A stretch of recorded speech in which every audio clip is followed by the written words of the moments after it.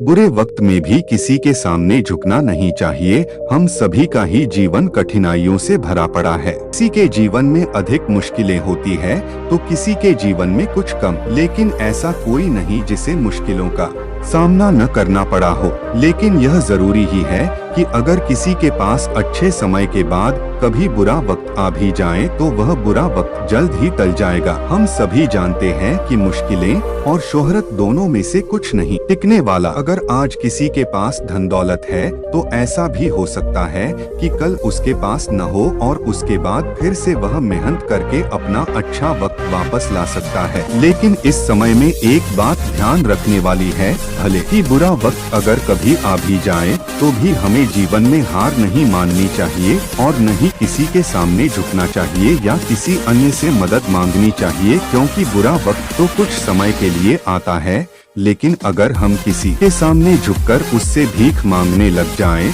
तो वह जीवन भर का बोझ ही बनकर रह जाता है। चाहे व्यक्ति बाद में फिर से ऊंचे मुकाम पर भी आ जाए, लेकिन एक बार की भीख पूरी जिंदगी की भीख बन जाती है, खास तौर पर तब हौसलों में दम हो और मेहनत करने की पूरी लगन, क्योंकि जिसमें कुछ कर जाने का जज्बा होता है वह अवश्य ही फिर से अपना अच्छा समय वापस ला सकता है।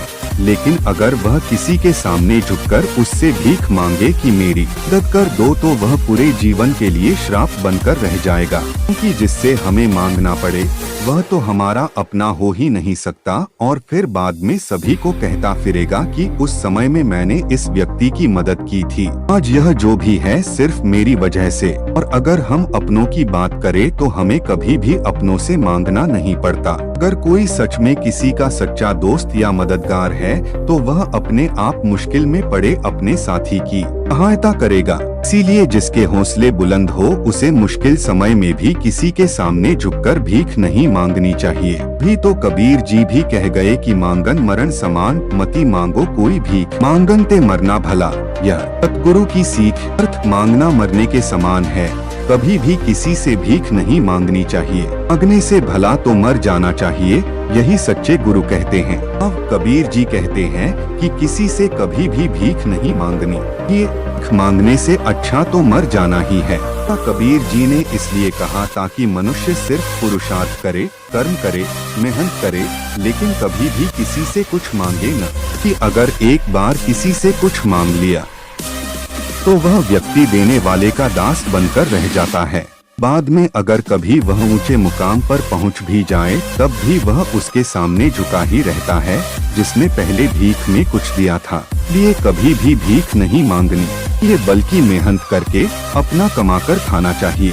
तो इसमें भीख शब्द का अर्थ सिर्फ हर किसी से मांगने से ही नहीं है कि अगर हम पर कभी कोई विपत्ति आ भी जाए तो उस समय में किसी भी उस व्यक्ति के न झुकने से है, भी विपत्ति के समय में मदद करने को ऐसे बतलाए जैसे वह कोई बहुत बड़ा एहसान कर रहा हो।